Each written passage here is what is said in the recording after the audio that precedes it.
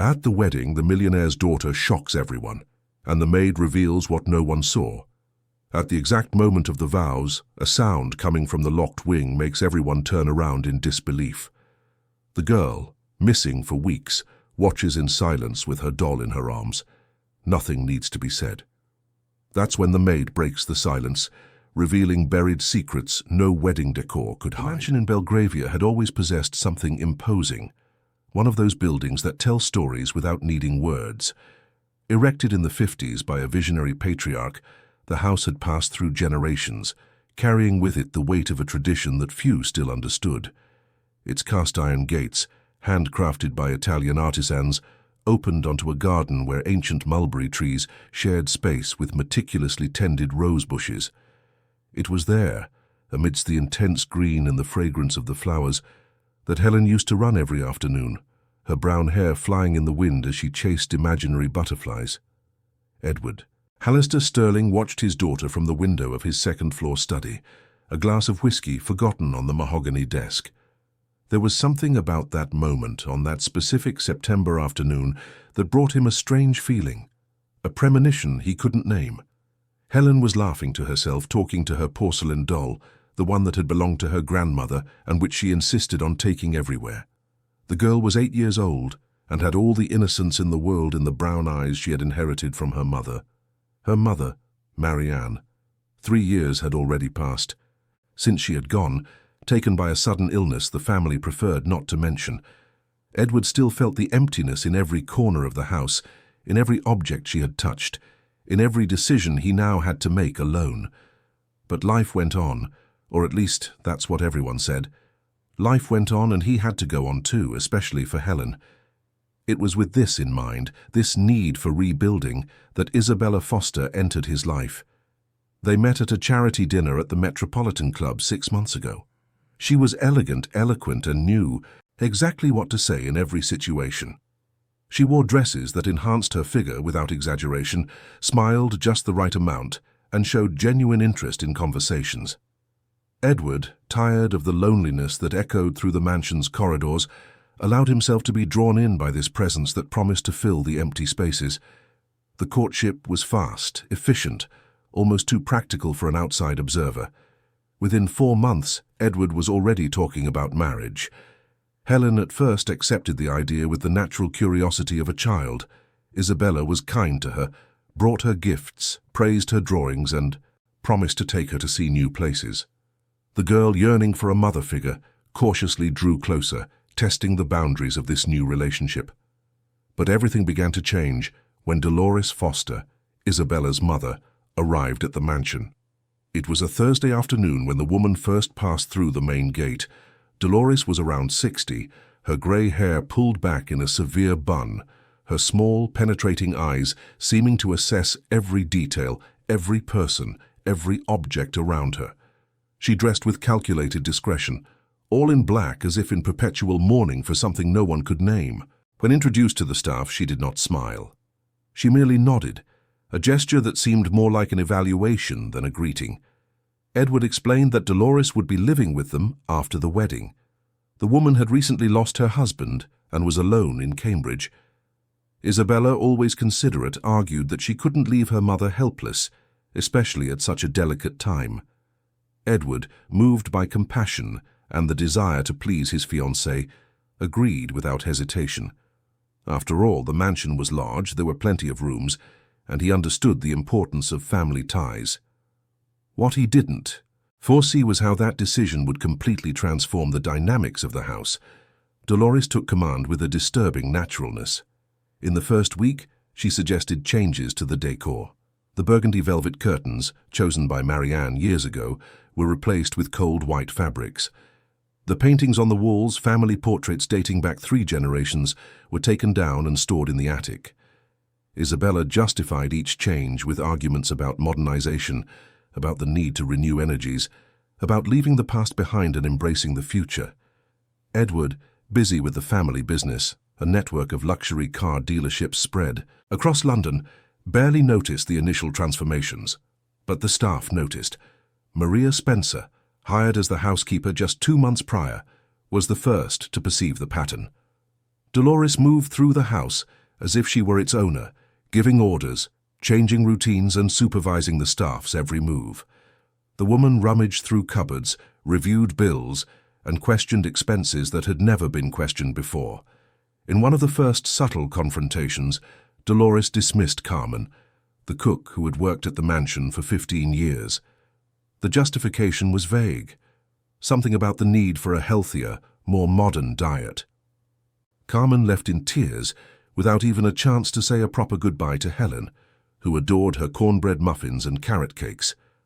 Edward found out about the dismissal 3 days later, when he asked for the cook. Isabella explained that it had been a joint decision with her mother, that they wanted to take better care of everyone's health in the house. Helen suffered the most from the changes. The girl, who once had the freedom to explore every corner of the mansion, was now constantly watched. Dolores established strict schedules for everything: breakfast at 7 sharp, lunch at noon, dinner at 7 in the evening. No snacks between meals, no running around the garden after 5 in the afternoon, no noise in the corridors. The porcelain doll, so beloved by Helen, mysteriously disappeared from the girls' room one October morning. Helen searched for days, rummaging through drawers, looking under the bed, asking everyone. No one knew anything. When she questioned Dolores about its disappearance, the woman replied coldly that old toys accumulated dust and mites, that they weren't healthy for a child. Helen cried the entire night. Edward, upon hearing what happened, promised to buy a new doll, a prettier, more modern one. But the girl didn't want another doll. She wanted that one, the one that had belonged to her grandmother, the one her mother used to hold when she told her bedtime stories. The weeks passed, and the atmosphere in the mansion grew increasingly heavy. The remaining staff learned to walk in silence, not to ask questions, to follow orders without protest. Isabella, who had once shown kindness to Helen, began to treat her with polite indifference, as if the girl were a piece of furniture that had to be tolerated. Dolores, for her part, established a system of rules that no one dared to challenge. It was Maria who began to notice the strange details. The housekeeper had a keen eye, honed by years of working in wealthy family homes where secrets were common currency. She observed that Dolores spent hours locked in the study, even when Edward wasn't home. She observed that Isabella and her mother spoke in whispers in the dark corners of the house, abruptly stopping when someone approached. She observed that Helen was becoming more and more withdrawn, her eyes always downcast, her shoulders hunched as if carrying an invisible weight. One morning, Maria found the door to Helen's room ajar.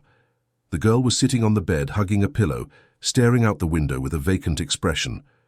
When the housekeeper asked if she was all right, Helen just shook her head negatively, without a word. But then, on impulse, the girl took Maria's hand and whispered something that chilled the housekeeper's blood. "They don't like me. They want me to go away." Maria tried to reassure her, said it was just a child's imagination, that everyone there loved her. But the girl was not convinced. Before letting go of the housekeeper's hand, Helen said one more thing, her voice so low that Maria had to lean in to hear. "Sometimes I hear them talking about a place where children stay far away, very far away." Maria felt a tightness in her chest. She tried to ask more, but Dolores appeared in the hallway, her sharp gaze fixed on the two of them. The housekeeper apologized, said she was just checking if Helen needed anything, and quickly retreated. But those words echoed in her mind for the rest of the day. That night Maria did something she had never done in her years of service. She stayed awake, listening to the sounds of the house. She heard Edward's footsteps going up to his room around 11. She heard Isabella and Dolores talking in the living room until after midnight. And then, when she thought everyone was asleep, she heard something different. Footsteps in the second-floor corridor, a door being opened slowly, whispering voices. Maria left her room at the back of the house and went up the service stairs, careful not to make a sound. She hid behind a column in the corridor and watched. Dolores was standing, in front of Helen's room, holding something in her hands. It was the porcelain doll. The woman looked from side to side, making sure she was alone, and then entered the girl's room. Maria held her breath. She waited for a few minutes that felt like hours. When Dolores came out of the room, she was no longer carrying the doll. She locked the door with a key Maria didn't know existed and went down the stairs silently. The housekeeper waited until she was sure Dolores had returned to her own room, then went to Helen's door. She tried to open it, but it was locked from the outside. Her heart pounded. Why would they lock a child in her own room? The next morning, Maria woke up determined to talk to Edward, but when she went down for breakfast, he had already left for an important meeting. Isabella and Dolores were in the dining room sipping tea in silence. Helen was not at the table. When Maria asked about the girl, Isabella replied with a cold smile that Helen had a headache and would have breakfast in her room. Maria went upstairs again. The door to Helen's room was now open. The girl was sitting on the bed, her face pale, her eyes red from crying. The porcelain doll was on the desk, as if it had never disappeared. But there was something different. The doll was turned to face the bed, its glass eyes fixed on Helen, as if watching her. The housekeeper approached slowly. Helen looked at her with an expression that mixed fear and supplication. "She's back," Helen whispered. "But now she watches me. They said she will always watch me. They said if I tell Daddy anything, bad things will happen." Maria felt the urge to act, but she knew she had to be cautious. She couldn't just accuse Isabella and Dolores without proof. Edward was clearly emotionally invested, looking forward to the approaching wedding, blind to any signs of manipulation. If Maria accused the women without concrete evidence, she would be the one to be dismissed. So she decided to observe, document, and gather information. She started paying attention to the details. She noticed that Dolores received mail that she guarded with excessive care. She noticed that Isabella made long phone calls locked in the study, always in a low voice, always hanging up, when someone approached. She noticed that Helen was becoming more and more isolated, forbidden from playing with the neighborhood children, kept inside the house under the pretense that she needed extra tutoring. Edward seemed to notice nothing. Or perhaps he didn't want to notice. He came home late from work, tired, and always found Isabella impeccable, affectionate, ready with a supportive word. His fiancée had a gift for making him feel welcomed, understood, and important. She never spoke ill of Helen directly, but she made subtle comments about how the girl seemed sad, how she might need professional help, how it would be good for her to spend some time in a more structured place where she could receive proper attention. Edward listened to these suggestions with growing concern. Was he failing as a father? Did Helen really need more than he could offer? Isabella always followed these questions with a gentle touch on his arm, an understanding look, the assurance that together they would find the best solution for the girl. Maria knew that time was running out. The wedding was set for 3 weeks from then. Preparations had already begun. Florists, decorators, caterers, everything was being organized by Isabella. And Dolores with almost military efficiency. The house was being transformed into a venue for the ceremony, and Helen was slowly disappearing, becoming a shadow in the corners, an increasingly faded presence. It was on a Sunday afternoon, when Edward went out to play golf with business partners, that Maria decided to act. She took advantage of a moment when Dolores was in the garden and Isabella had gone to the beauty salon. She entered the study, her heart pounding, her hands trembling slightly. She knew she was risking everything, but something inside her screamed that she had to find out the truth. She started with the files that Dolores used to lock in the drawer. Using a hairpin, she managed to open the simple lock. Inside, she found documents, papers stamped with the names of institutions she didn't recognize. There were brochures for boarding schools, distant places, some even out of state. There were also handwritten notes with numbers that looked like bank references. Maria photographed everything with her phone, her hands shaking more and more. Then she heard the sound of the front door opening. Isabella was back early. The housekeeper quickly closed the drawer, put the phone in her pocket, and left the study, pretending she was just cleaning. Isabella looked at her suspiciously but said nothing. That night, Maria reviewed the photos in her room. There was something there. She was sure of it. But she needed more time to understand, to connect the dots. She needed to find out what exactly Isabella and Dolores were planning, and more importantly, she needed to protect Helen before it was too late. Meanwhile, Upstairs, Helen lay in her bed, staring at the ceiling, the porcelain doll beside her. The girl no longer cried. There was something in her eyes, a resignation that shouldn't exist in any child. She knew something was about to happen. She felt it in the air, in the heavy silence that took over the mansion when night fell. She felt it in the way Isabella and Dolores looked at her, as if she were a problem to be solved, an obstacle to be removed. And in the depths of her 8-year-old heart, Helen wished for only one thing: for her father to wake up, for him to truly see her as he used to before those women arrived, for him to realize that his daughter was drowning in silence, crying for help with looks that no one else seemed able to decipher.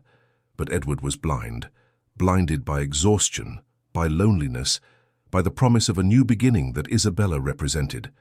And as long as he remained blind, Helen would continue to be swallowed by the darkness spreading through the mansion's corridors, a darkness that was not natural, but calculated, cold, and terribly determined.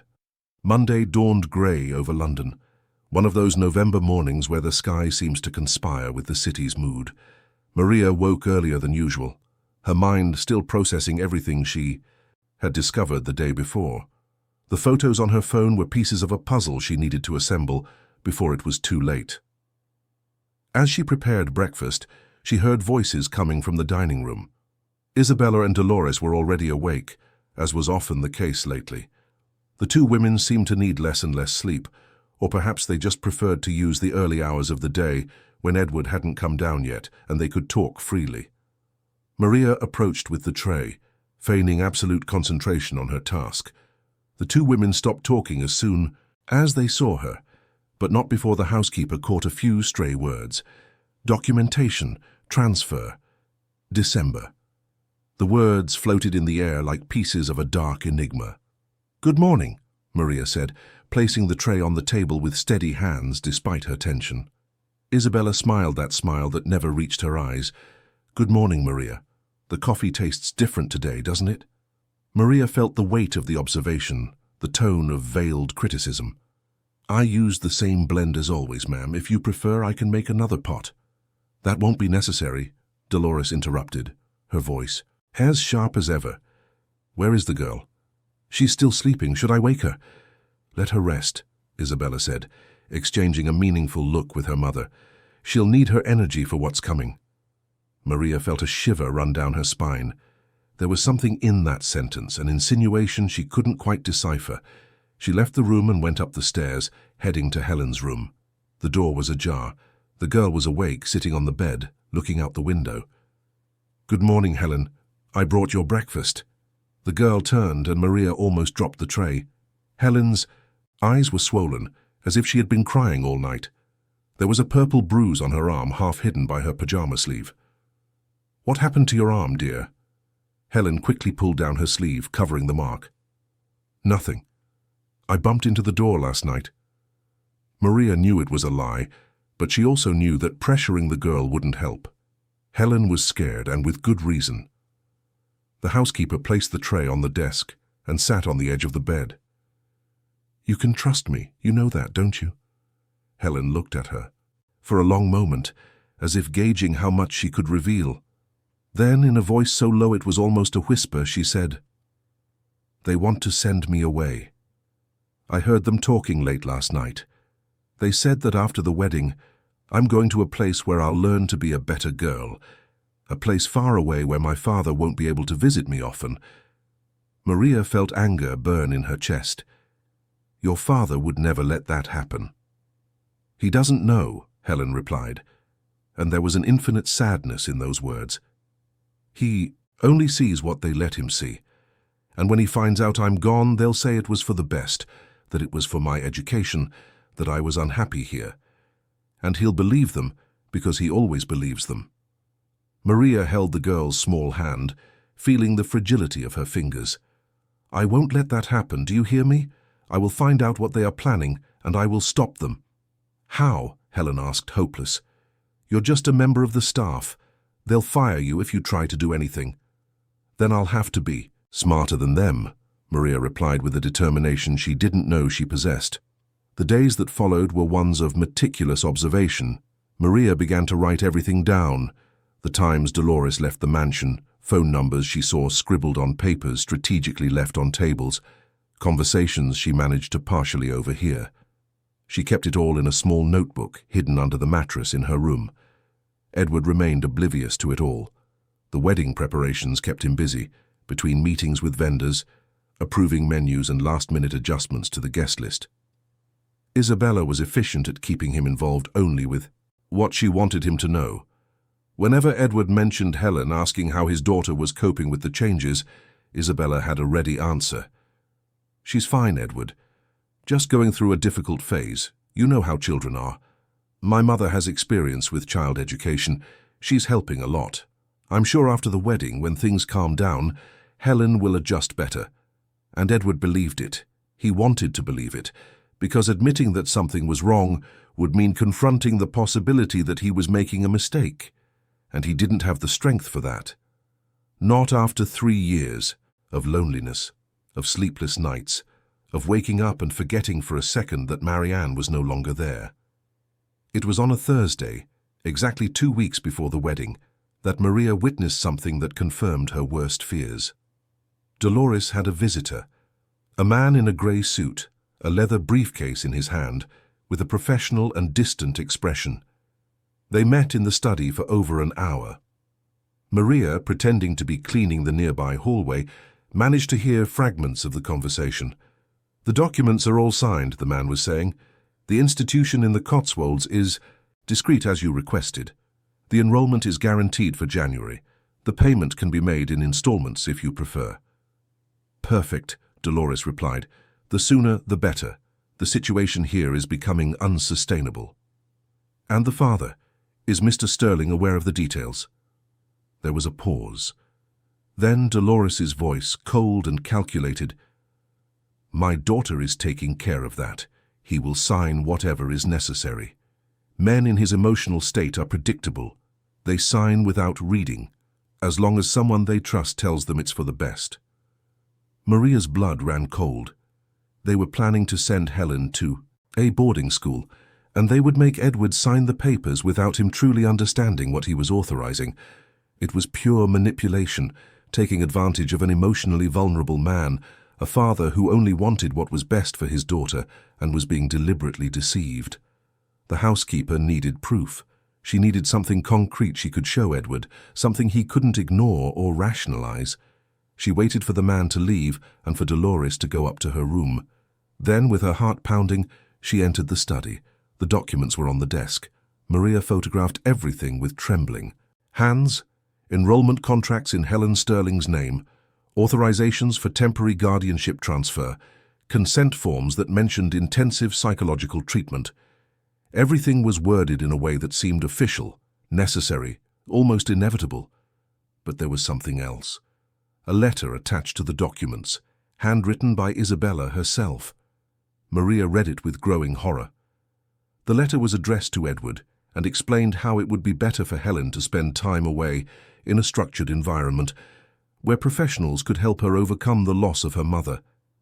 It mentioned how the girl's presence was making it difficult for Isabella to adapt to life in the mansion, how a period of separation would be healthier for everyone, and at the end, the suggestion that this boarding school could become permanent if Helen showed better development away from home.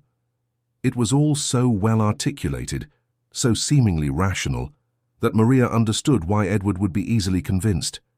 He was tired, guilty for not being able to make his daughter happy, desperate to believe he was making the right decision. And Isabella knew exactly how to exploit those weaknesses.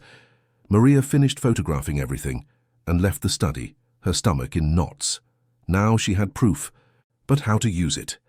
If she confronted Edward directly, Isabella would have time to reframe the story, to make it seem like Maria was making things up, trying to sabotage the wedding.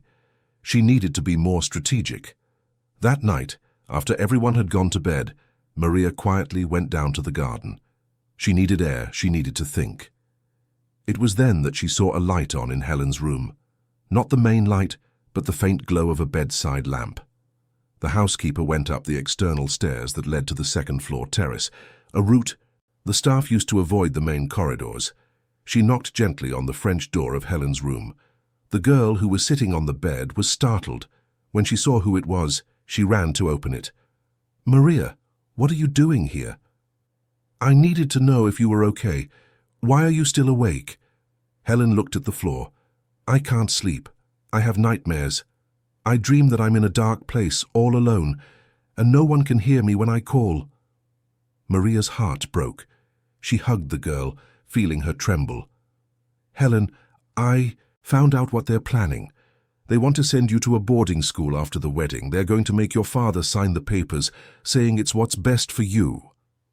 Helen didn't seem surprised. "I already knew. I heard them talking. They said that there I'll learn not to be a problem, that when I come back I'll be a different girl. But I don't want to be different, Maria. I just want to stay here, in my house, with my father." "And you will," Maria promised. "But I need your help. Do you trust me?" Helen nodded. "Then tomorrow night, when your father gets home, you're going to ask to talk to him. Alone, just the two of you. You're going to tell him everything you heard, everything they said, and I'll be waiting in the hallway with the documents I photographed. When he's starting to understand, I'll come in and show him the proof. What if he doesn't believe me?" Maria held the girl's face in her hands. "He will believe you, because I'm going to make sure he has no choice." Friday dawned with a different tension in the air. Isabella and Dolores seemed especially vigilant, as if they sensed something was about to change. During breakfast, Dolores announced that Helen would have private tutoring starting that week, taught by a teacher she herself had hired. "But I don't need tutoring," Helen protested timidly. "My grades are good." "There's always room for improvement," Dolores replied with a smile that was anything but maternal. "Besides, it will be good for you to have a more structured routine. The teacher will come every afternoon from 2 to 6. Maria understood immediately. 4 hours a day when Helen would be under the direct supervision of someone chosen by Dolores. 4 hours when the girl couldn't talk freely with anyone, couldn't seek out her father, couldn't do anything but obey. The day dragged on with torturous slowness. The teacher arrived promptly at 2, a middle-aged woman with a severe expression and rigid methods. Helen was taken to the library, and the door was closed. Maria tried to find an excuse to go in, but Dolores was always nearby, watching. Edward came home earlier than usual, around 7. Isabella greeted him with a kiss on the cheek and a glass of whiskey, their daily ritual. They talked briefly about the final wedding details, about the suit he would wear, about the honeymoon they had planned for Cancun. Everything seemed perfectly normal, perfectly planned. It was when Edward asked about Helen that Maria saw her opportunity. "She's in her room," Isabella replied. "She had a long day of studying. The new teacher said she was a bit distracted." Edward frowned. Distracted? Helen has always been a good student. "It's just adjustments, Edward. Children go through phases. You know that." "Even so, I think I should go up and see how she is." Isabella exchanged a quick glance with Dolores, who had just entered the room. "Perhaps it's better to let her rest tonight," Dolores suggested. She seemed tired. But Edward was already getting up. "No, I want to talk to my daughter. I've barely seen her for days." Maria, who was in the adjacent room, felt the moment approaching. It was now or never. She hurried up the service stairs and knocked on Helen's door before Edward arrived from the main corridor. "It's time," she whispered. "Your father is coming up. Remember what we talked about?" Helen nodded, her eyes wide but determined. Maria hid in the guest room next door, leaving the door ajar. Edward entered his daughter's room and found her sitting on the bed, her hands clasped in her lap. "Hi, sweetie. How was your day?" Helen looked at her father, and Maria saw something change in her face. The girl was no longer the frightened child of the past few days. There was a resolve in her expression, as if she had made a decision. "Daddy, I need to tell you something important, and you need to listen to me until the end, without interrupting. Please." Edward sat down beside his daughter, concerned by her serious tone. "Of course, Helen, you can talk." And then Helen told him. She told him about the conversations she had overheard, about the plans to send her away, about the fear she felt, about how she felt watched all the time. She spoke about the doll that had disappeared and reappeared. about the bruises on her arm when she tried to resist being locked in her room, about how Isabella and Dolores talked about her as if she were a problem to be eliminated. Edward listened, and Maria could see his expression gradually changing. First disbelief, then confusion, then anger beginning to simmer beneath the surface. "Helen, these are very serious accusations. Are you sure about what you're saying?" "I'm sure, Daddy, and there's someone who can prove it." That was Maria's cue. She crossed the hall with her phone in her hands, her heart beating so loud she thought everyone could hear it. "Mr. Sterling," she said, her voice firm despite her nervousness, "I need to show you something." Edward looked at the housekeeper, surprised. "Maria, what are you doing here?" "Showing you the truth, sir. Please look at these photos." Maria showed him everything. The documents, the contracts, Isabella's letter, the notes about the boarding school in the Cotswolds. Edward read with eyes that widened more and more, disbelief giving way to horrified understanding. "This can't be happening," he murmured. "Isabella wouldn't do this. She loves me. She said she loved Helen too." "With all due respect, sir," Maria said gently, "she was using you, taking advantage of your pain, your loneliness, and planning to get rid of your daughter as soon as the marriage was finalized." Edward was silent for a long moment, processing everything. Helen was crying silently beside him, and he pulled her into a tight hug. "I'm sorry," he whispered into his daughter's hair. "I'm so sorry I didn't see it, for letting them do this to you." It was at that moment that Isabella entered the room. She stopped at the door, assessing the scene before her. Her eyes went from Helen's tears to the phone in Maria's hands, and she understood immediately what had happened. "Edward, I can explain," she began, but he cut her off by raising his hand. "No. I don't want to hear another word from you.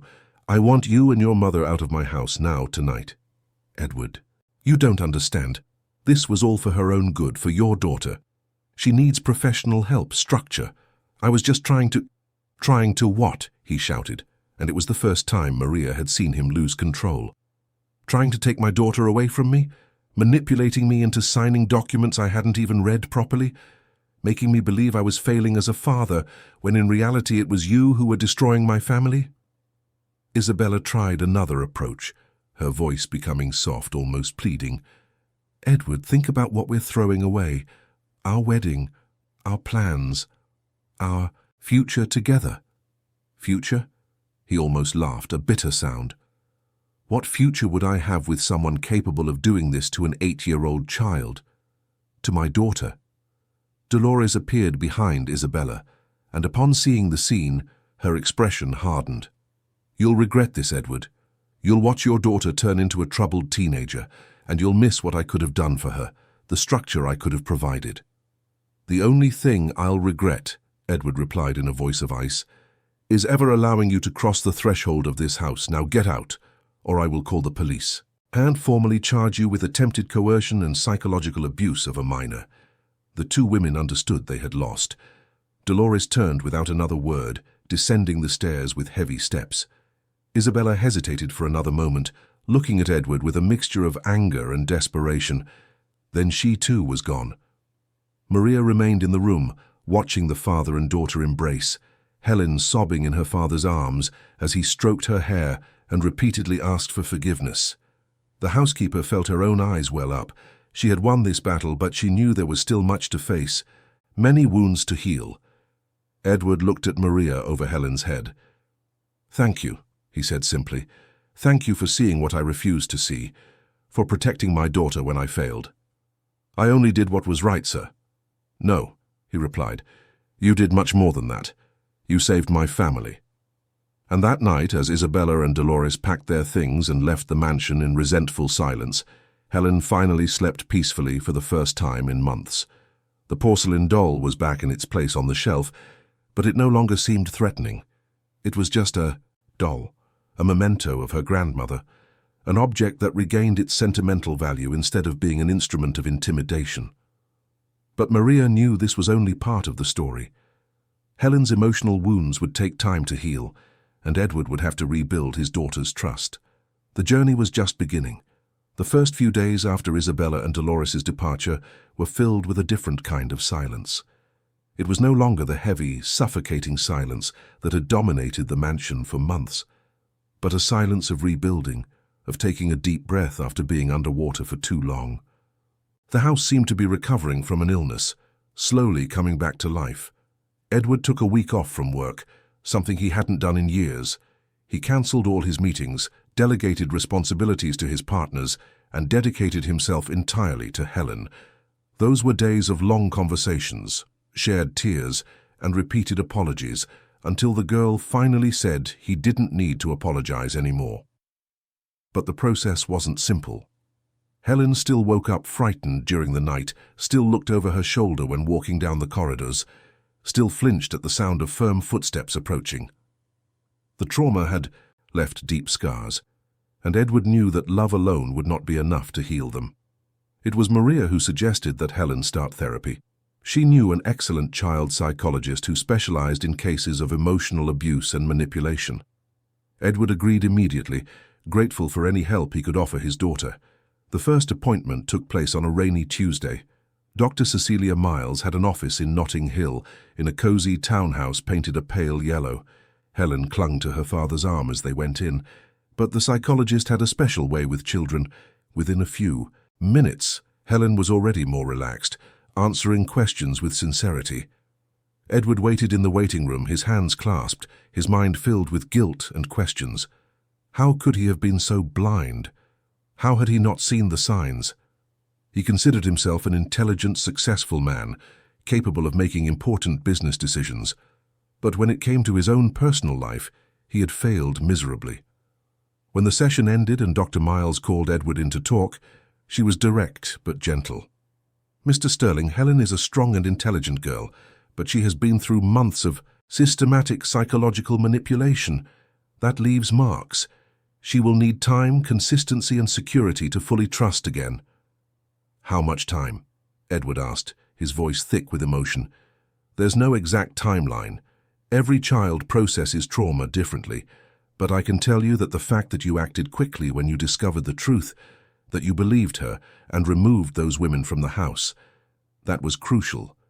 It showed Helen that she is valued, that she is a priority, that her father is on her side." Edward nodded, swallowing the lump in his throat. "I should have realized sooner. I should have listened when she tried to tell me. You were vulnerable, being manipulated by people who knew exactly how to exploit your weaknesses. Don't torture yourself. The important thing is that now you see the truth and are willing to do whatever it takes to help your daughter." "I am. I'll do anything." "Then I suggest weekly sessions initially, and you should also consider therapy for yourself, to process your own guilt and learn tools to rebuild your relationship with Helen in a healthy way." Edward accepted all the suggestions. He started his own therapy the following week, with a psychologist recommended by Dr. Miles. The sessions were revealing and painful. He had to confront how he had used Isabella as an escape from the pain of losing Marianne, how he had allowed himself to be seduced by the promise of an easier, more organized, more controlled life. The therapist, Dr. Henry Cole, asked difficult questions. "Why were you so drawn to someone who took control so quickly? What did that say about your own insecurities as a father? How did you differentiate genuine love from emotional dependency?" Edward had no easy answers. He discovered that after Marianne's death, he had developed a paralyzing fear of making the wrong decisions regarding Helen. Isabella had offered structure, rules, a seemingly efficient system. He had mistaken control for care, rigidity for responsibility. While father and daughter worked on their individual issues, the mansion underwent transformations. Edward hired a renovation company and asked them to restore the house to its original appearance. The burgundy velvet curtains returned to the windows. The family portraits were brought out of the attic and rehung on the walls. The harsh lighting was replaced with the old lamps, with their warm yellow glow. Maria supervised everything with a watchful eye, ensuring every detail was as it was before. She had also taken on a more present role in Helen's life, becoming a maternal figure without trying to replace Marianne. She was more like an aunt, a confidant, someone the girl could trust completely. One afternoon, as Helen was drawing at the kitchen table, she asked Maria something the housekeeper didn't expect. "Do you think I'll ever be able to trust someone again? I mean, if my dad meets someone else someday?" Maria sat beside her, choosing her words carefully. "I think so, dear, but it will take time. And anyone your father meets in the future will have to prove they deserve that trust. It won't be as easy as it was with that woman. I don't want my dad to be alone forever because of me. It's not because of you, Helen. Your father is learning that it's better to be alone than in bad company. And when the time is right, if the time is right, he'll find someone who truly loves both of you. Not someone who tries to divide you, but someone who brings you even closer together." Helen nodded thoughtfully, turning her attention back to her drawing. It was a family portrait. Her father and Maria with the mansion in the background. There were no more dark shadows in the windows, like in the drawings she had made during the months with Isabella and Dolores. Now there was sun, bright colors, and smiles on their faces. Edward kept himself informed about what had happened to Isabella and Dolores through his lawyer. He found out that this was not the first time the two had attempted this kind of manipulation. There were records of previous relationships, always following the same pattern: widowed, or divorced men with considerable assets, preferably with children who could be presented as problematic. The lawyer found 3 similar cases in the last 10 years. None had come to fruition like Edward's, but they all had common elements. The same tactic of gradual takeover, the same narrative about specialized educational institutions, the same goal of isolating the men from their families to gain access to their wealth. Edward felt sick reading the reports. He had been just another target, another potential victim in a well-crafted scheme. What had set his case apart was Maria and Helen's courage to speak up. He decided not to press criminal charges. His lawyer argued that there was a legal basis for it, but Edward didn't want to prolong Helen's trauma. He wanted that chapter to be closed for good. However, he made sure all the evidence was documented and filed, in case Isabella and Dolores tried to approach them again or sought other victims. 3 months after the women's expulsion, Helen had a particularly difficult day at school. A classmate had commented that she didn't have a mother, and Helen had reacted with deep sadness. She came home crying, taking refuge in her room. Edward went up immediately, sitting beside his daughter on the bed. "What happened, my love?" Helen told him about the classmate's comment, about how it had made her remember not only the loss of her mother, but also how Isabella had tried to fill that role so wrongly. "I wish Mum were here," she sobbed. "She would have known what to do. She would have never let those women into our house." Edward felt his heart ache. "You're right. Your mother would have seen right through them. She always knew how to protect you, to protect our family, and I failed at that for a while." "You didn't fail, Daddy. You were just sad, and they were very good at pretending." Edward hugged his daughter. "You know what? Your mother is still here in a way. She's in your eyes, in your smile, in your strength. You are just as brave as she was.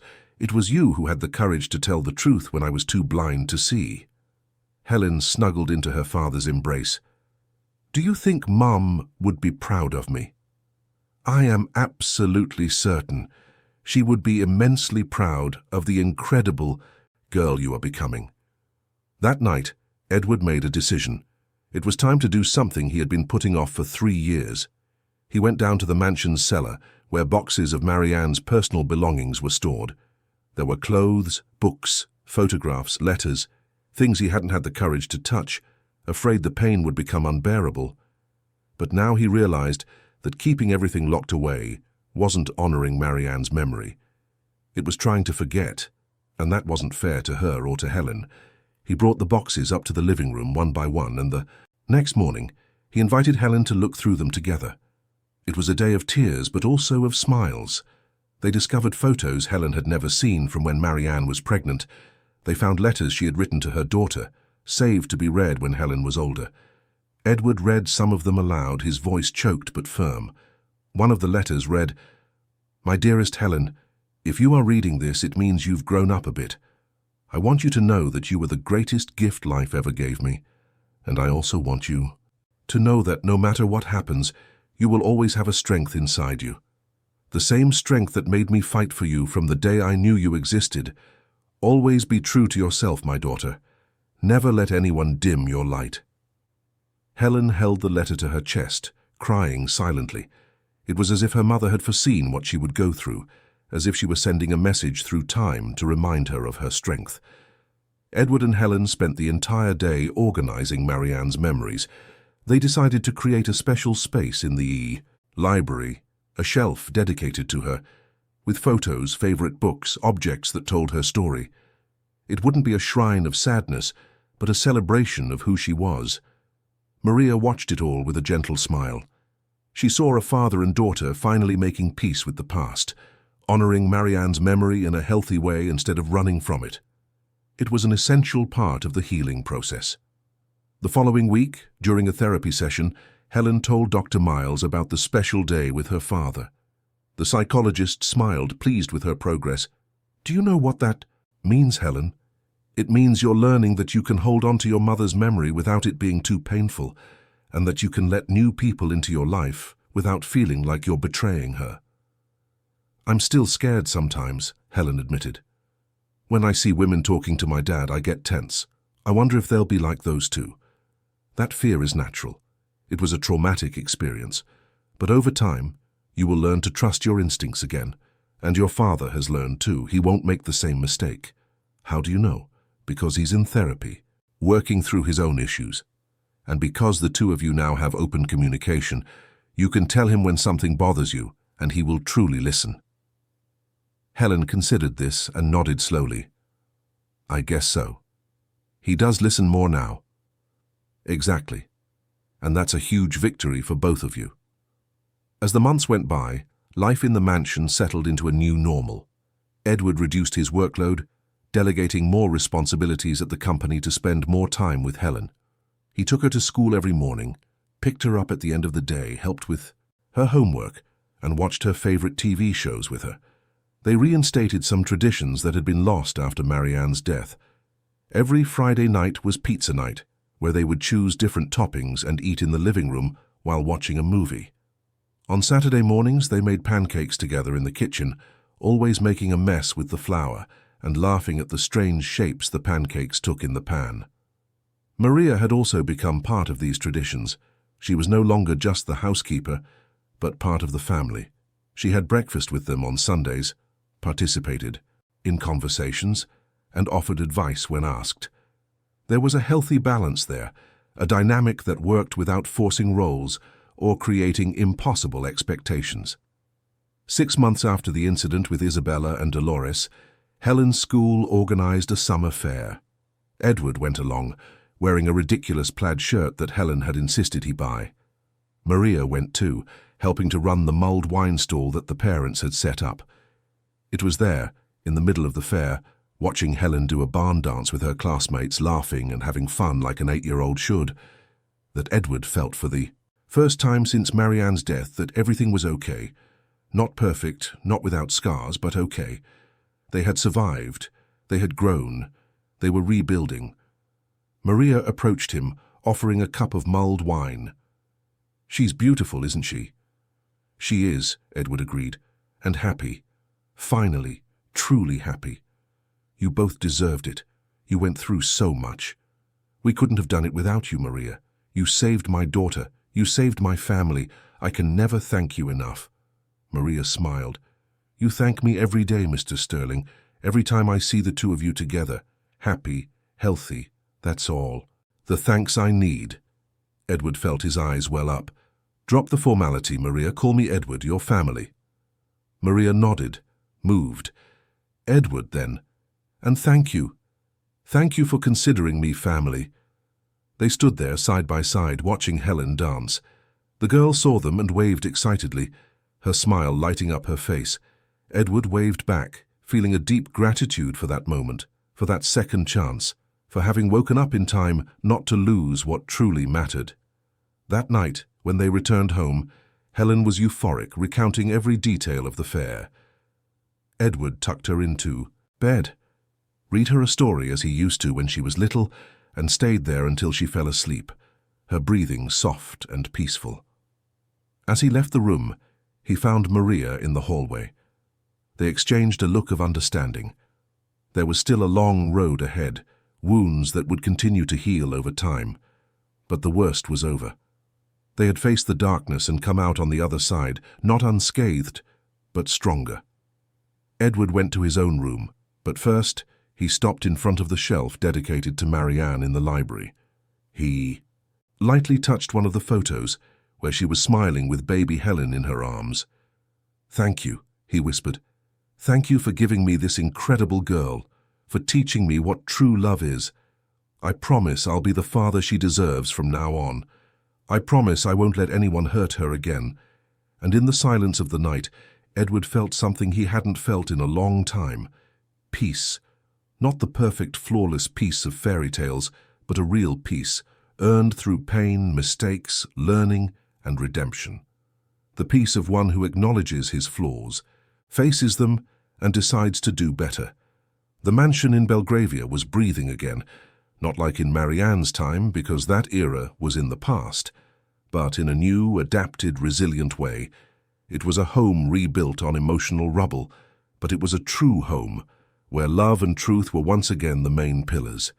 And as London slept outside with its millions of stories, its tragedies and triumphs, inside that specific mansion, a small but strong family was finally finding its way back to each other. A year had passed since that fateful night when Isabella and Dolores left the mansion. A year of rebuilding, of therapy, of tears and smiles, of stumbles and achievements. Helen was about to turn 9, and the transformation in her was remarkable. The shy, frightened girl who could barely lift her eyes from the floor had given way to a confident child who laughed loudly, asked questions without fear, and had returned to running through the gardens as before. Edward had changed too. Expression lines marked his face, testaments to sleepless nights and difficult decisions, but there was something different in his eyes, a deeper awareness, a more genuine presence. He had learned to listen, not just with his ears, but with his heart. He had learned that being a father didn't mean having all the answers, but being willing to search for them alongside his daughter. The mansion was preparing for a birthday party. It wouldn't be anything extravagant, just a few of Helen's friends from school, some family friends, and a cake made by Carmen, whom Edward had invited back to work at the house as soon as Isabella had left. The cook had returned with tears in her eyes, happy to be back in the place she considered her second home. Maria was in the kitchen helping Carmen with the final preparations when Edward entered holding an envelope. "Maria, can I speak with you for a moment?" The housekeeper wiped her hands on her apron and followed Edward to the study. He seemed nervous, which was unusual. Over the past year, Edward had become calmer, more centered. Seeing that old restlessness return to his face worried Maria.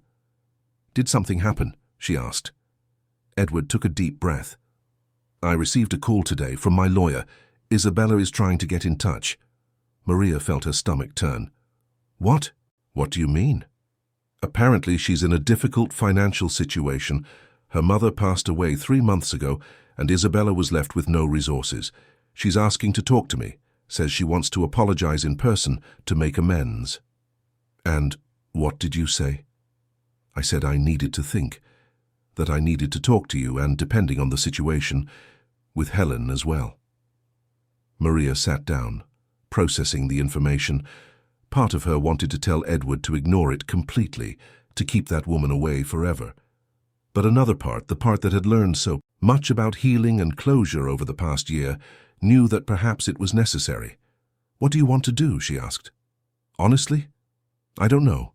A part of me never wants to see that woman again, but another part thinks that maybe it's important for Helen, not to forgive necessarily, but to show that person no longer has power over our lives." "Have you spoken to Dr. Miles about this?" "Not yet. I got the call a few hours ago. But I think I should." "I think so too. And I think Helen should be included in this decision if it's appropriate. She's 9 now, not a little child anymore. She deserves to have a voice." Edward nodded, grateful for Maria's sensibility. "You always know what to say." "Not always," she replied with a sad smile. "But I try." That afternoon, after the birthday party, when Helen's friends had gone home and the girl was in her room playing with her new presents, Edward called Dr. Miles. He explained the situation and asked for her professional opinion. The psychologist was silent for a few seconds before answering. It's a delicate situation, Edward. On one hand, confronting abusers can be empowering for victims, especially when they have already done significant healing work. On the other hand, it can be re-traumatizing if not handled well. So you think I shouldn't allow it? I didn't say that. I think we should talk to Helen first. See how she feels about it. If she shows genuine fear or regression, then it's not worth it. But if she shows curiosity, a desire to confront, it could be therapeutic. And if she wants to do it? Then we set very clear conditions. The meeting would be on neutral ground with you and Maria, present, and I could be there as well if you think it's necessary. Helen would have complete control over the situation. If at any moment she wants to leave, you leave. Isabella would have no right to make demands, only to listen to what Helen and you have to say. Edward thanked her and hung up, feeling a little more prepared. The next morning, during breakfast, he broached the subject with Helen, with Maria by her side for support. Helen's initial reaction was tension. Her body stiffened, her fingers tightened around her juice glass, but then something in her expression changed.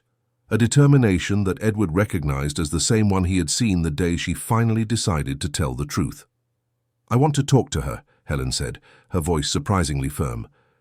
Are you sure? Edward asked. You don't have to feel obligated to do this. I know, but there are things I need to say, things I've been thinking about all this time in my sessions with Dr. Miles, and I think I need to say them to her. Maria leaned forward. Helen, dear, you don't have to prove anything to her. You've already won. You're already strong.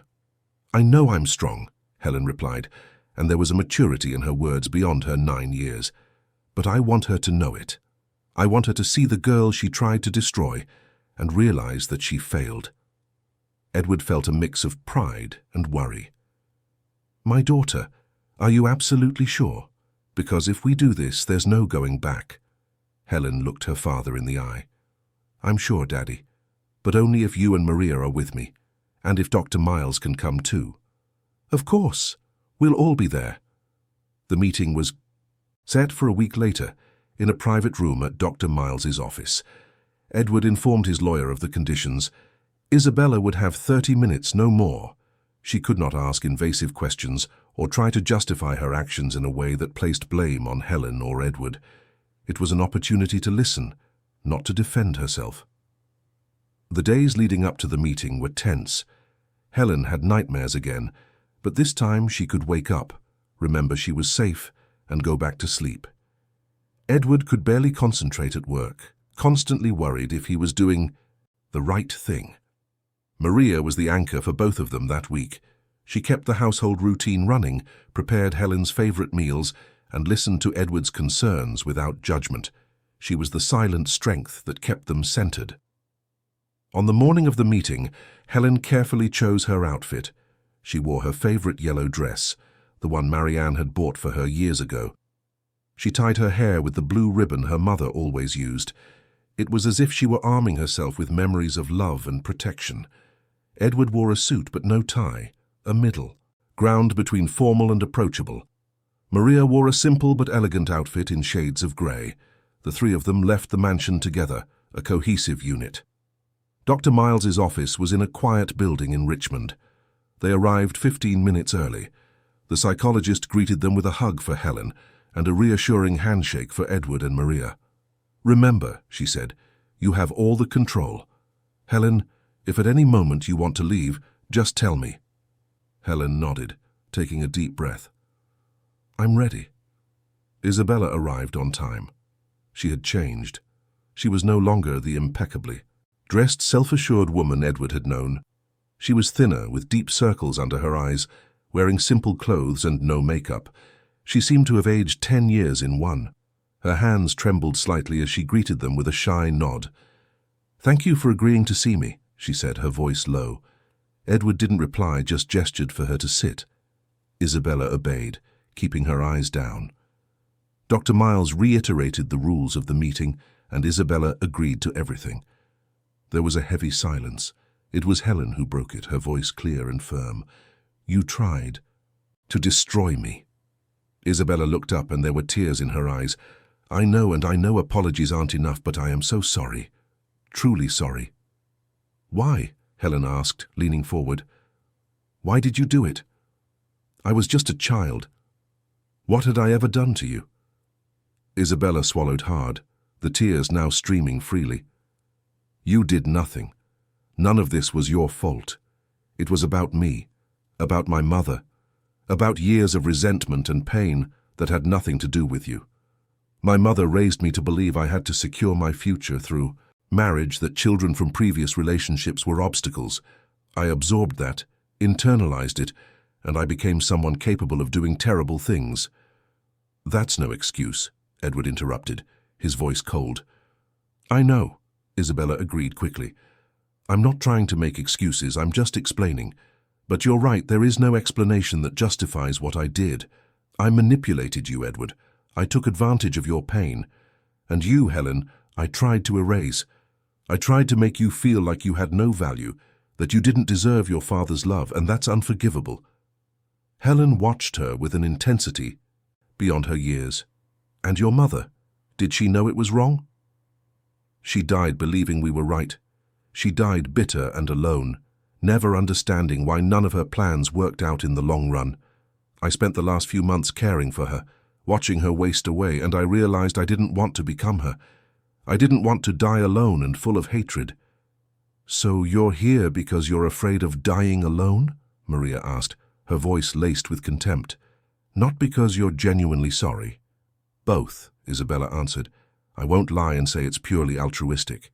I need to make peace with what I did for my own sake too. But the remorse is real. Every night I think about what I did to you, Helen.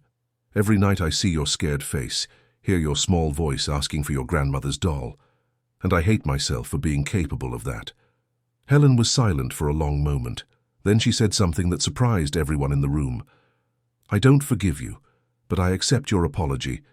Not for you, but for me. Because I don't want to carry anger forever. I've carried fear for long. Enough." Dr. Miles smiled proudly. Helen had just demonstrated incredible emotional maturity. She was choosing to free herself from the weight of hatred without feeling she had to offer forgiveness she wasn't ready to give. Edward felt his eyes well up. He looked at his daughter with a mixture of love and admiration. Isabella, in turn, nodded, accepting those words as the gift they were. "Thank you," Isabella whispered. "It's more than I deserve." Edward then spoke, his voice controlled but firm. "You almost destroyed my family. You almost made me lose my daughter. If it weren't for Maria, if it weren't for Helen's courage, I would have signed those papers. I would have sent my own daughter away, believing I was doing what was best for her. You manipulated me in such a cruel, calculated way that I still sometimes wake up in the middle of the night wondering how I was so blind. I exploited your weaknesses," Isabella admitted. "I studied you, learned what made you vulnerable, and used it against you. It was cruel and premeditated." "And now?" Edward asked. "What do you expect from this conversation?" "Nothing," Isabella replied. "I don't expect forgiveness. I don't expect you to let me back into your lives. I don't expect money or help. I just wanted you to know that I understand what I did, that I take responsibility, and that I will spend the rest of my life trying to be a better person, even knowing I can never make up for the harm I caused." Maria watched the woman with analytical eyes. There was sincerity there, she could see it, but there was also a long road ahead for Isabella. Remorse was just the first step. Actions would have to prove the words. Helen took her father's hand. "Can we go now, Daddy? I've said what I needed to say."